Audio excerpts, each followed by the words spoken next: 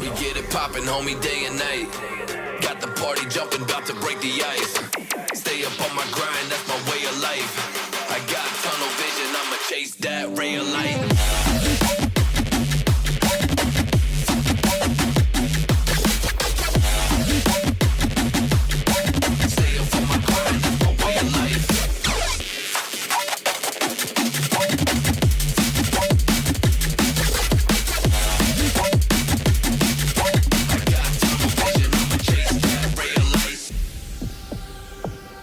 What is going on, everybody? You are back here on Jake's Takes, of course, the podcast presented by Tunnel Vision Sports. I am Jake Serrano, back with you. We're doing a little bit of a different show today. It may or may not be a part of the draft show we're doing with Jared Danko, but I have my main man, Jack Crowell, on here today from Monmouth University, the sports director over there. Jack, how are you doing today? I'm excited to have you on for our interview section or portion of the show. We'll be doing and continuing with these types of interviews with the weeks ahead. But Jack, how are you doing today?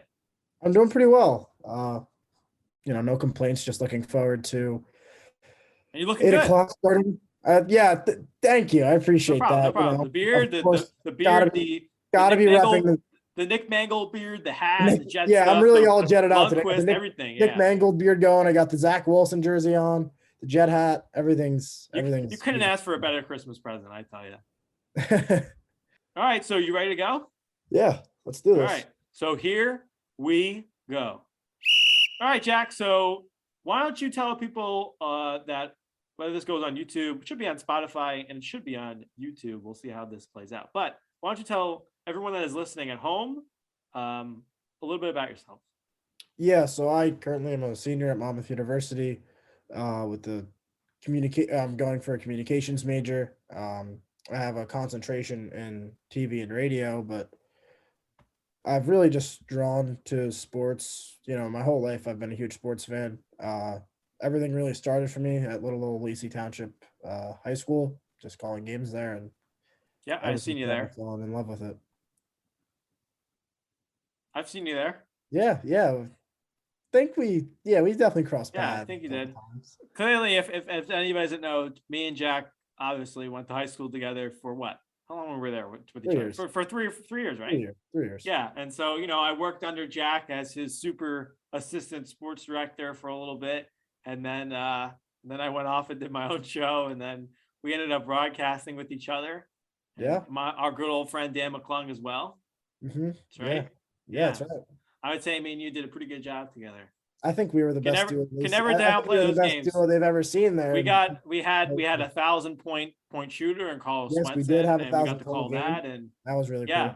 Yeah, we had a lot of good stuff to call out. Yeah, we there. did. We had a lot of fun things to call. But speaking of sports, I know you're obviously like I said, you were the sports director in high school.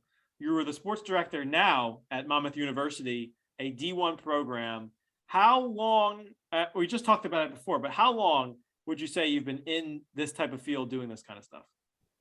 So I've been doing this about 7-8 years, close to. Obviously starting in Lacey, I did everything for the TV station there, WLTS. Gotta shout out WLTS when I can. That's right. Look at the YouTube page, WLTS TV, I think it is, something like that. So yeah, go check that out. But everything really started from there. I kind of found my passion for, just sports and media. I think there, calling those games kind of really let me know this is a field I could do for a career. And that's what I went the mindset into. I kind of knew what I wanted to do going into college. It's changed a little bit since then, but definitely still in the field of sports and media. So yeah, and everything I do at Monmouth, I'm as a sports director, I'm responsible for having broadcasters at home, football, baseball, basketball games, softball games as well, women's and men's basketball, and also having a board operator. I have to communicate with the athletics department as to when the broadcasters are going to be getting there, if we can get an interview with a coach post game, just those sorts of things. Nothing too crazy, but always just a little just a little something to Right. to keep it going. Yeah, I mean, we talked about it a little before I had to move, and we redo what we're doing now. But we know you go to a D1 school, so Monmouth University. People don't know it's in New Jersey, Long Branch, New Jersey. It's a West Long D1 Branch, New Jersey. West Long Branch. Sorry, and it's a D1 school.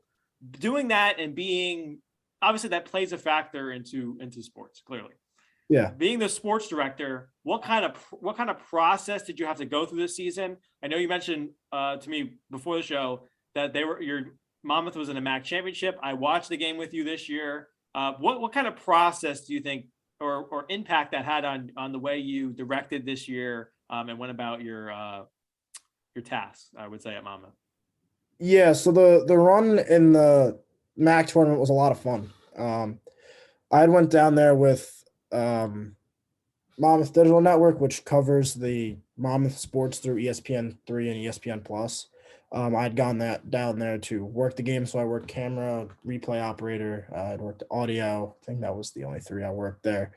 But it was a lot of fun. I really gained a lot of valuable experience doing that. But that whole tournament was crazy. I mean, the run that Monmouth went on was, kind of wild because going into the tournament, I didn't think we really stood a chance to even make it far. I knew going into the tournament we had a first round bye, so we were in the quarterfinals no matter what happened. We were the 4 seed playing the 5 seed automatically Niagara, and going into that game, we were a better team than Niagara, but we were really cold going into the tournament. I believe we lost like our last 3 games or something like that, so we were on a bit of a skid going into the tournament, and the team just lit up. I mean, they didn't miss on offensively until the championship, and then the games against Ryder and Niagara were both nail biters. The game against Niagara, I think we won by 1 or 2. Yeah, both games were nail biters. It was a lot of fun to watch. Obviously, the championship game, I was on the edge of my seat every play. The chance to go to March Madness to call a basketball game would have been, crazy. But we ended up losing to St. Peter's, and they went on their crazy run, which was still really cool to kind of soak in because they were it was just so surreal. A team that I called games for, I'd covered them throughout the season. I've talked to their head coach before, who's Shaheen Holloway now at Seton Hall. It was really surreal just to watch those types of players get so much just attention on a national stage. But the tournament overall was a lot of fun.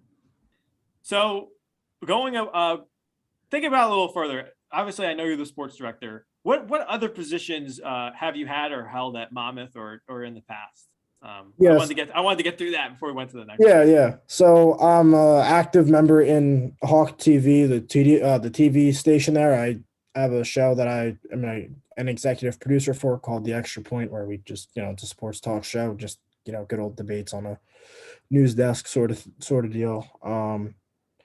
And as I mentioned earlier, I work at Monmouth Digital Network, which, I work production for games, behind the scenes, behind the camera, whatever it is. It's very rare if I miss a basketball game, to say the least, or a football game. Yeah, going back to basketball and the games you called this year, and think about it in this way, like Monmouth's your team, right? Would you rather call like a tight, close game, or would you rather call a game where your team's winning in a blowout? Like I feel as though a tight game is better to call. Tight game. Complete. Yeah, you're right on that. Tight game.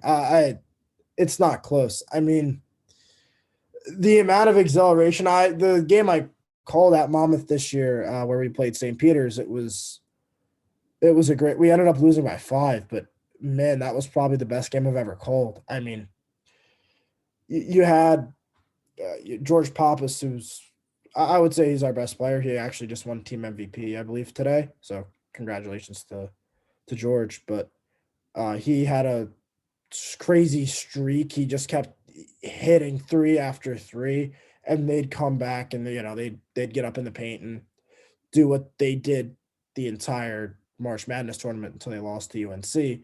But yeah, I mean, those types of close games, I'd rather call a loss and it be a close game than a win and a blowout, I think, because you Yeah.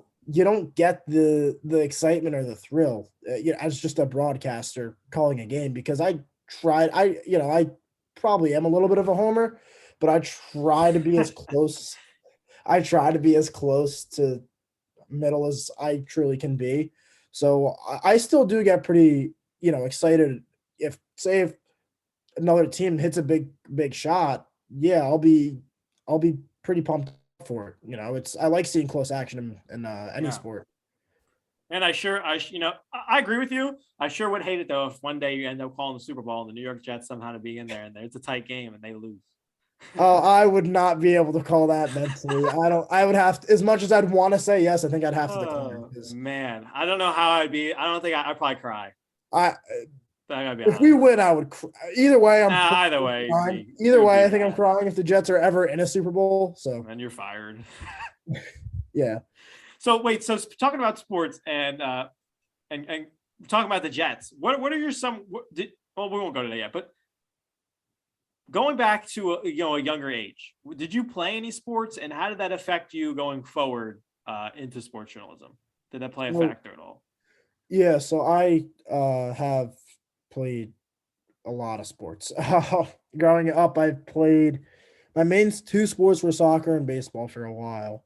Um, and then growing up, still I played basketball a little bit. But in high school, I played baseball for my freshman year. Then the rest of the spring seasons, I played tennis and I swam, and I also played soccer up until my junior year. So I definitely know the grind of those high school athletes with the different sports. It's it definitely can be a lot. It also helps you put into perspective just the game in general as to what could be going through your head. I'm a very big baseball fan, so I love calling baseball because I feel like that's just the sport I know the most about because I know what's going to be going through a hitter's head on a certain count or those sorts of things. But it definitely can help just a background in sports, because you have an idea as to how the game's going to shape out. It helps you anticipate things better. Yeah, I hear you. We did when I had you on last, we did what sports we would have liked to play if we went back in time and Yes. did it. You remember? Yeah. So I obviously I went to high school with you, so I kind of know what you did, but yeah, no, I think when I think back to baseball, it's different for me, and I know how I teeter with baseball back and forth a little bit, but I think it presents itself in a different way. Like for me, I never played little league, and I never did all the stuff you would do as a kid, and play baseball and stuff like that. Do you think that has an impact on how you view the sport? Because for me, as now, I feel like I would view it differently had I had a passion for baseball, Right. maybe when I was 6'5" and played it so many years. Do you think playing sports and then trying to call them and view them has an impact on that, or you never really had that problem? To me, that might be why baseball is my number one sport. Mhm. I've definitely thought about it. I think it still probably would be if I hadn't played baseball growing up. But I don't think it really impacts you because I never played football. I never played hockey. I never played basketball. The Right. rest of the main sports. And I love watching them. I love calling basketball games. I love calling football games. I think it can have some sort of impact. It might help you lean like favor one sport over another, but I don't think it's an end all be all where you have to play it. If you watch sports enough, if you like sports, say you're not a just gifted human being physically, and you end up wanting to call a basketball game or a football game, whatever it is. I absolutely I think people can do that. I mean, I've really gotten into basketball recently the past handful of years, and I've been calling, Division I basketball now for 3 years. So I don't really think anything like that Right. goes into it. Yeah, I would say I probably would say the same thing because the stuff we called. I never played basketball. I call basketball. I never played hockey, but we call hockey. I think the only sport. Well, I did track. and I did volleyball, but the only sport I would have called that I did play was football. And I would say, as a player's experience, I think it does give you more insight, especially in high school, to what's going to happen and what's going Absolutely. on. But I don't think it's the end all meet all on what you call, because we've called softball games together too. And, yeah, exactly. Yeah, we have. You're Right. like we've ever played. I mean, baseball and softball, they color line, but it's not like we've ever played softball, Mm-hmm. Right.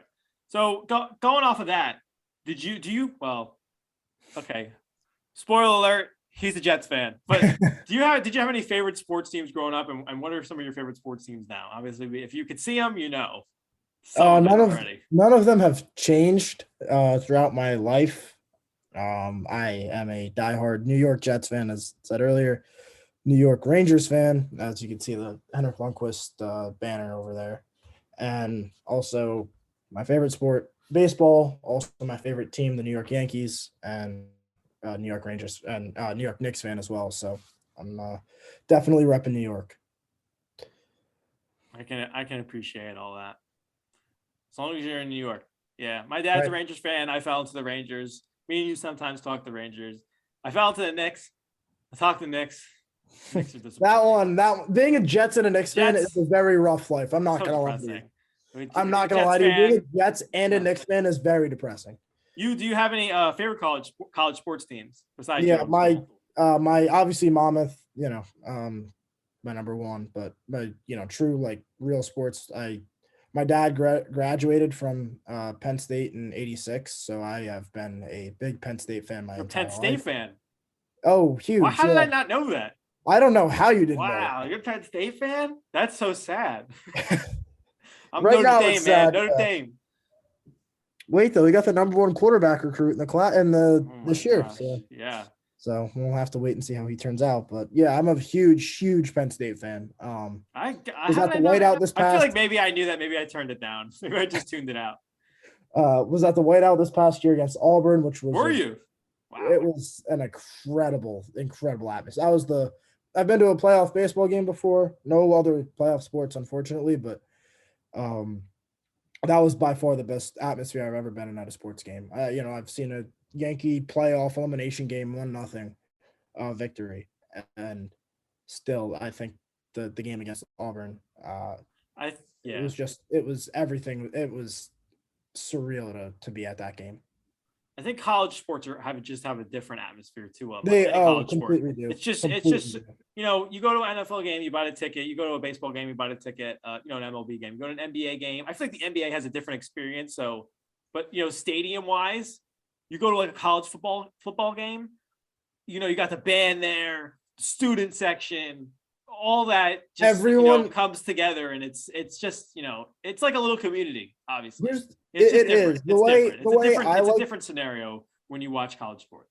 The way I like to look at that, there's so many fans at any NBA, NHL, NFL, MLB game that are just there to just have fun and go out. Right. Every college game that you watch on TV, they are all diehard fans. And they're all connected. Yeah, they're all connected. Yeah. I mean, because you all have the same alma mater. There's nothing like there's nothing to me in sports like a college Saturday. There's not. Yeah, I mean, I wouldn't disagree with you because the college teams, college sports I've seen, and a couple games I've been to, they've been something, Jack. I'll tell you. But going forward on this though. Well, we touched that. Let's touch on it different. What advice or suggestions might you have for someone trying to come into sports journalism or journalism in general? Obviously, no, I know you, so it's different for me than it's different from everybody listening. So I kind of know what you've accomplished in a sense. So what are some things you've accomplished, and how might that help shape someone in the future? Like, do you have any advice or any suggestions, any maybe pitfalls you had while trying to do this journey? Yeah, just keep putting your name out there, to be honest with you. I've been turned down for a bunch of, jobs, internships, what have you. Just keep putting your name out there, talk to people, network. I think that's a very important aspect of just sports and media, communication, journalism, however you want to word it, because you got to let people know who you are. You got to let people You gotta let people who, are the ones making decisions into hiring, you gotta let them know who you are, because odds are they're probably gonna like you and end up hiring you. The more, you talk to them, just so either you can shut up and, if you just keep going back and back to emailing, the same people, just keep doing it until they're gonna hire you. Uh, I think that's probably the best way to keep going. Just really be relentless. Don't give up. Just put your nose down and work, because eventually that work will show. For people that don't know, like, what's your portfolio like? What does it consist of? How do you go about filling that in, the right way? So portfolios, something that I've spent a lot of time to work on for myself. So for me going forward, I really do want to work production for live sports. So you try to just piece together clips that, or at least for myself, that I have. I've also made reels for radio before, which is a lot of fun, because you kind of get to, you get to go back and look at your old takes, and either, wow, I was really wrong, or I was dead right. There's no in between, for me at least. There's no in between. But I do really enjoy going back and making reels, because it kind of just gives you the memory of, like, oh yeah, this is how I got to that shot, or this is how I clipped this together during a broadcast, or again, like, oh, remember when I thought this? Like, I guess I have three different reels. I have one for camera work, one for replay, and one for radio that I've done. So it's a lot of fun. I obviously, and it's very important too for getting hired and getting into the industry. Yeah, I honestly, for me, and both being in the field, I feel like too there's a lot more to journalism and TV and sports that people that don't do it, that they don't really understand. Yeah. It's not really there to see. Like, you're doing sports, a lot of the times it's what we're doing now. That's what a lot of people see it as. There's a lot more work that goes into it. So what's some of the stuff, other than just coming out and reporting, what's some of the other stuff you have done? I know, but what's some of the other stuff maybe you have done that maybe some other people just don't know about? Yeah. Whether it was in sports, or whether it was in journalism, or whether it was in TV, there's a lot to work up to in the field. And for me too, I feel as though being to dabble in every part of the field makes you the best of both worlds. Like, what's some of the stuff that you would feel is most important, or really doesn't shine as much, like what we're doing now? Like, Yeah. what else is there? You know what I mean? I mean, you obviously have to put in the hours pre and post production. So, you need to be able to have a script lined out as to what you want to talk about on any given show. If you're calling a game, you need to have a spot chart. So you know all the players on the roster. You have to have a chart of everybody. There's a lot, and you want to talk to people from each team before game as well. Like, there's a lot that goes into just calling any sport game, or just in this field in general, to be honest with you, because obviously and post-production is incredibly important for TV. Half the stuff you see on television isn't possible without any post-production work. I mean, you have to have everything edited together. You have to make sure everything fits in a time frame, as well. You are responsible for whatever graphics that you want to throw up on the screen, everything. You have to be responsible for the people that you're interviewing or that you're talking to on TV. You have to make sure that they're showing up on time, that they're okay with everything that you're asking them, because you need to make sure that they're prepared going into whatever the conversation is. There's a lot of different aspects that people definitely don't think about for a game, but even the stuff you see on TV for a broadcast, everything there before the game is pre-recorded. Because it's impossible to get everything perfect without putting in any effort. It's impossible to do. Right. Yeah. What I was going to say was, it's all intertwined. It's all connected. Absolutely. Everything's intertwined in this industry. Right, exactly. There's a ton to do. Like me being here at Tunnel Vision, we have a good team here. So a lot of the times, I can send stuff out, and I can get the graphics done here or there. But, when you do your first job or wherever, sometimes it's on you. So you're Right. doing it all. So you have to know each part, I would say, of the field and be able to do each thing. So I really think there's a lot more that goes into it for the individual person as well. Yeah, there's a lot. So much you have to know. I mean, you have to know everything. You have to be able to meet deadlines, which is probably number one in this field. Deadlines, yeah. If you're able to get your content out quick, you're gonna get a lot of viewers. You're gonna get a lot of listeners, which obviously everybody wants in the industry. And you need to be able to stay on top of your work. I mean, if you're not able to just get things done quick, like it's going to be tough to cut it. I mean, you have to, if you're writing a report up on a, say, Yankees Orioles today, you should be writing the report down when the ninth inning starts. I mean, because the most of the game, watch and type as it's going, because deadline's got to be quick. Stuff's got to be out basically right. When games end, or right as stuff's just going on. If we're talking about the draft, you'd want everything to get out either tomorrow or right now. Depending as to what the topic is. Yeah. Going into like you just said, there's a lot to do. Going into, me, I like to run around and do stuff with you at college, and you're going to graduate in the fall, correct? Correct.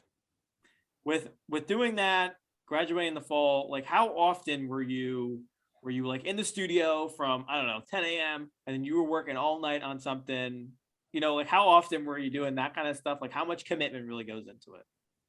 A lot. I'd say a decent amount. Nothing like too much, because I think anybody can really handle it. I think it's something that if you're passionate about, get into. If you're passionate about just sports in general, I think this is a great field, because you're going to be happy working, which is a very important thing in this country. I think it's a big issue in this country.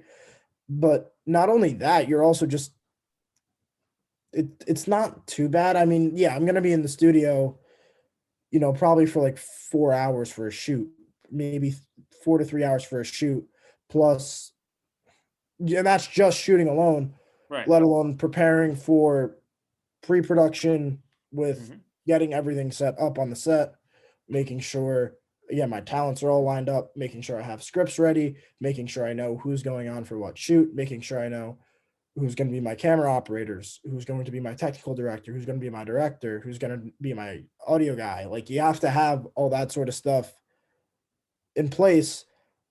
And then not only that, you have to make sure you edit everything after. You have to go through, you got to go through your show and make sure that there's no hiccups in there. You got to, if there are any, then you need to be able to fix them. There's a lot of different things that go on with TV that I don't think a lot of people really know about, but it's a pretty important thing to get in this field.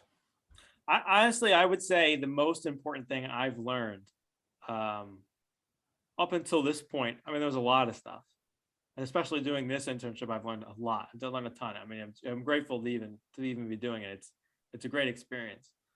But I think, I would feel like you would attest to this too, like having organizational skills and being able to manage. There's a lot of content that you have to put out, and you're writing the scripts, you're getting ready to sports game, you got it at 6:30, the deadline's at 8. There's a lot of stuff you have to be mentally prepared for, mentally have it organized, and then physically have it out when it comes out. Yeah, I mean, you have to be organized and stay on top of your work. I personally, I know all the sort of stuff I do. As soon as I finish recording something, whatever it is, I'm putting my nose down and I'm working on it, because I know it needs to get done, as quickly as possible. So you got to be able to keep on, stay on top of all your work, and just don't be afraid to put your nose down and just grind away at whatever you got to do. Obviously, I know you have a lot of passion for this, same as me, and same as like a lot of other sports journalists. But what got you into this career field? Like, what was the turning point for you? At one point did you say, yeah, this I think this is what I'm going to do? Yeah, so it definitely started in little old Lacey Township High School. Definitely started there in Lenoka Harbor, New Jersey. remember my sophomore year, putting on a headset for the first time, calling my first ever football game. And as soon as I put on that headset and I started talking, I kind of just fell in love with it. I was able to just let people know what I'm thinking about a certain game. I mean, come on, like, are you kidding me? It's tough to beat that. You're the voice that they're hearing over some, maybe some great moments in their life. Yeah. Whatever it is. I think that's a great role. I mean, I think just in general, this field is awesome because there's so many different jobs you could do. There's so many different avenues you can go to get to where you want to be. Because if you ask 100 people, you're going to get 100 different stories as to how they got into that same spot.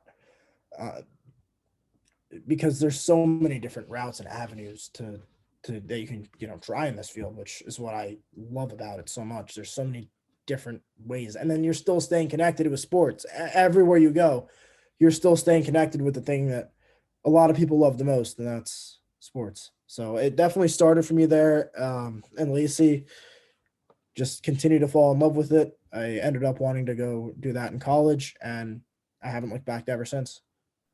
Yeah, I mean, me and you did a lot of work together for like the 3 years we were together. What I'm gonna hear this. What was probably your favorite moment before we end up on the segment? A couple last questions, but what was probably your favorite moment we did together? Maybe calling a game. I want to hear this. Yeah, my favorite moment. What do you got? This is a tough one. I'm probably gonna go. There was a lot of good ones. Carl Swenson's 1,000th point, just because it was such a that's a pretty big deal to call. I mean, I've worked college 1,000th point, which is still really cool. George Pappas, give him another shout out, but I think that's probably number one. There's a handful of football games I remember I loved calling, but I'd probably say Swenson's 1,000th point is taking the cake. Yeah, we did a lot of calls together. We did hockey, basketball, girls basketball, men's basketball, football, softball. Called soccer for high school before. Lacey called soccer. Yeah. Yeah, I called soccer. Yeah, alone. We called a lot. I remember doing that alone too. I don't know where you were. I don't think we called soccer together. I think I called soccer with Ellie. I remember calling soccer my senior year alone. I called soccer with Ellie senior year. I think so. Yes. Yeah. But yeah, it all definitely stemmed from Lacey, just high school. Where are you now in the field? Like what's something you want to work towards? Where do you see yourself maybe in 5 to 10 years in the field? And what kind of opportunities are you working towards now in the sports field? Yeah, my hopes and dreams right now, working some sort of network covering baseball, working as a replay operator. So I'd be, in the control room. Any replay that you see on the broadcast is what I would be playing for you, whether that's a playlist I end up making throughout the game, because the way replay works, you get a live feed from the game on all cameras, and essentially a wheel you can just rewind on, and you get to clip up those plays and do whatever you want with them. So I think replay is probably where I'd like to be. Probably stepping away from the mic, just because it's very hard to get into right now. It's probably getting on air talent, being an on air talent in the world of sports is very difficult, and still a lot of work that goes into it as well. There's a lot more than people think. So that's a little bit of the factor, but and I also really do love replay. I love working production because the satisfaction you get of getting looking at the replays and in such a, you have to do it it's got to be really quick. You got to know what cameras are the ones that you're going to need for a certain play. Like, you have to have that already in your head and looking at basically as the play happens. It's very satisfying when you get that right call, and to be the person that is responsible for practically the memories that you have of a certain game, because not too many people are going to remember the broadcast feed, but you're going to love to watch that replay of Mike Trout's 500-foot home run. It's just one of those types of things. So a few more questions before we head out today, but These are good ones. So go back to favorite sports teams. I'm interested to hear this. How did you become a New York sports fan? How did you become a Jets fan? Like, where did all that passion come from? Was it from your family? Did you decide to become a Jets fan? Like, what's your history as a Jets fan? I want to hear this. So both my mom and dad were Jets fans. So my older brother became a Jets fan, and I had to be, which, whatever. And Destiny. growing up, watching them every Sunday, growing up watching the Yankees every day, in the summer watching the Rangers every day, like, and more recently I've gotten into basketball, and the Knicks play in the same arena as the Rangers, so it's hard to go against that. Yeah, it's more, I'd say, a family thing. It's always a big deal when everyone's home and we get together and able to watch a Yankee game, a Jet game, whatever it is. It's, that's always kind of one of my favorite things about, going home, is just able to watch sports with, my parents. It's kind of almost nostalgic in a way now. Right. What before we end today, I'm gonna give you a chance to give me an answer on something. We know it's draft day, and I'm gonna give you a chance to do something. But I will say too, with my back and forth brain here, yeah, sports is definitely a family thing, and especially if you grow up that way in that environment, you really end up with that connection there. I think that's really important too. Let me ask you, before I ask you the question that I was just going to ask you. Oh man, I'm going back and forth here. But would you tell your child in 10 years to be a Jets fan? Would you let him struggle with you, or how do you want to play? How do you want to play that? That's a tough one, Jake. That is a tough one. Yeah, I don't know. I would let them pick the team of their choice. If they wanted to be a Jets fan and root for me, would I be upset? No. Would I feel bad in a way? Would I feel bad in a way? Yes. Because my parents did the same with me. Rangers and Yankees weren't really debatable, but any other football team they were completely understanding for, because it's the New York Jets. So yeah, I would probably let my kid, any sports team they want to root for, unless it's a Boston team, they can root for. All right, Jack, before we close it out, you have any final thoughts, anything else you want to share? Yeah, because, there's, like I said, we talked about sports journalism, gave a chance. We talked a little about the Jets too. But is there anything else that you think career-wise that anybody else maybe should know? Yeah, I would just say also don't be afraid to be yourself. I know if you ever end up on camera, it can be intimidating. To me, I just look at it as I'm just talking sports with some guy. That's yeah. Don't let that sort of stuff intimidate you. Don't let the expensive equipment, don't let the bright lights, any of that sort of stuff, the hard chances to find a job, intimidate you, because then you're not going to get to where you want to be. I don't think a job's worth doing if you don't actually get satisfaction out of it personally. I don't. Because again, that's a really big issue I think this country's having. But just don't be afraid to be yourself. Put yourself out there, get your name out, and just be yourself. Yeah, I think that applies to not only our field, but every field. Be happy, be passionate in what you're doing about it, especially in this field. You got to be passionate. But whatever you do, be passionate and what you're doing, because that always equals the best results. And as long as you love what you're doing, the output will always equal immense effort. So yeah. I think that applies to all life too. But today, you are not just talking to some guy on sports. You're talking to me. I'm talking to you. That's right. That's right. All right, Jack. I appreciate you coming on today. I really had a good time. I think this went really well. Yeah, thank you for having me. It was great. So thank you for joining me on another edition of Jake's Takes. I'll be back next Saturday to provide more of my takes. Of course, we got a lot of stuff to cover. Remember to visit Tunnel Vision Sports at tvsportsmag.com and follow our Instagram at tunnelvisionsports_ and our Twitter account at _TV Sports. And don't forget to follow the new Jake's Takes Instagram. The account name's Jake's Takes TVS for everything you need Jake's Takes wise. I'm your man for it. So don't forget to hit the subscribe button or follow button, leave a like, comment, or rating on the podcast, wherever you listen to your podcast. For Jack Crowell, I'm Jake Serrano signing off.